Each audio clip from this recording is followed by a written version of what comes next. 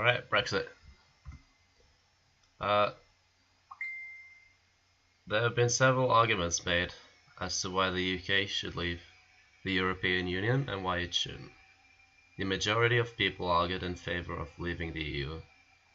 Therefore, the UK will invoke Article 50 to begin Brexit.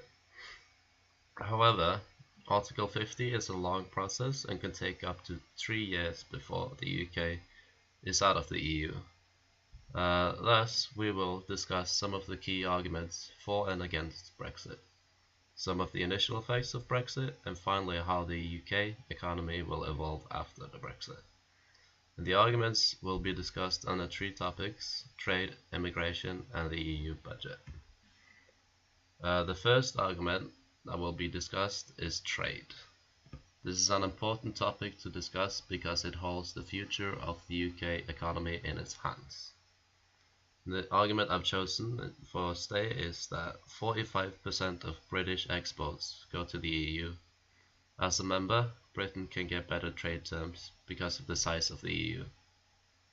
The argument for leave is Britain will negotiate a new EU relationship without being bound by EU law. They can secure trade deals with other important countries such as China, India, and America. My conclusion of this is voting stay will be the safe option in this scenario. There are no guarantee that Britain can negotiate a new EU relationship without being bound by EU law. But in the long run, the option of having trade deals with China, India, and America is highly beneficial. The second topic is immigration. According to Lord Ashcroft's megapoll, after the referendum, 1/3 of the voters wanted Brexit because they wanted better control over their own borders and immigration.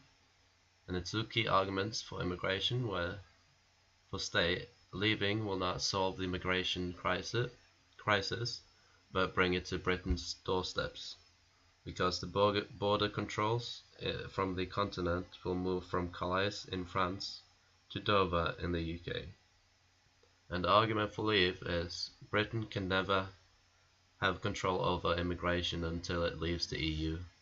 This is due to the freedom of movement, which basically gives the EU citizens an automatic right to live in Britain. My conclusion for this is voting stay will ensure that the border control in Calais remains. By voting leave, you lose said border control, but you get rid of the freedom of movement. This means Britain has better control overall, and in the long run this will pay off. The third and last topic is the EU budget.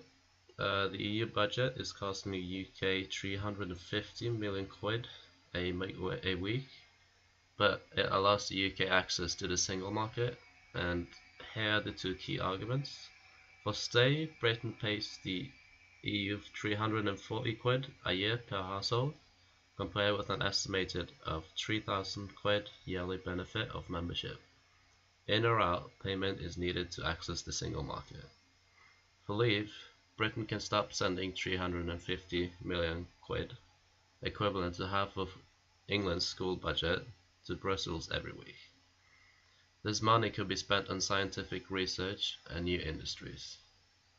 So the conclusion of this: if Britain stops sending money to the EU budget, they lose access to the single market, but they save 350 million quid every week, and they can easily renegotiate a trade deal with the EU for goods, as Britain already complies with the current regulations and there are no tariffs currently. Thus, by looking at the facts, leaving is the most beneficial option. After the decision to leave the EU, there has been several initial effects caused by Brexit, such as the FTSE 100 shrugged off a brief post-referendum dip and is now at levels that haven't been seen since August 2015. The FTSE 250 suffered an 11.4% fall just after the vote, if you look at the black image.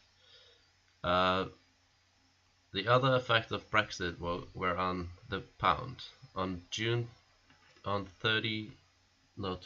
June, it was worth 150 a dollar. No, $1.50. It is now trading around $1.30, down about 13%. This is the lowest it has been since the mid-1980s. As the pound weakens, international companies with businesses both domestically and outside the UK make profits, and this is due to the foreign currency being converted back into sterling.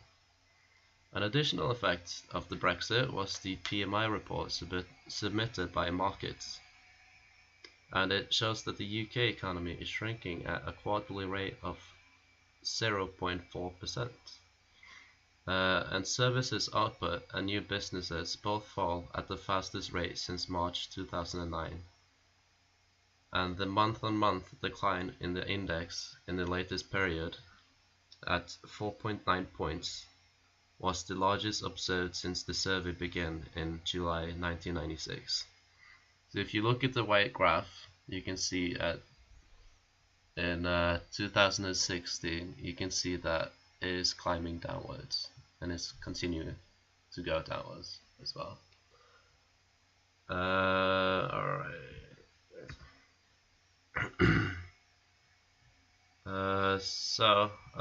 By looking at the initial facts, we can clearly see that UK economy is suffering because of the Brexit decision, and is shrinking its economy by a quarterly rate of 0.4%. So, how will the UK evolve? For the UK to evolve after the Brexit, they must negotiate trade deals with other countries around the world. Since the UK is no longer in the EU, the UK now has access to a more global market, but there will be a lot of money lost in the process of this. And this is because Brexit can take up to 3 years until it's finally out of the EU.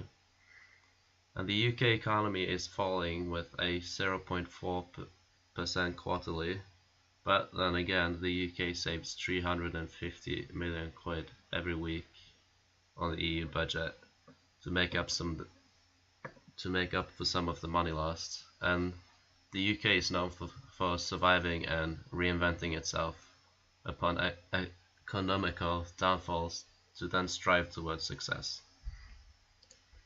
And this last page is the references. This will always also be available on my essay as well. It's the same references there.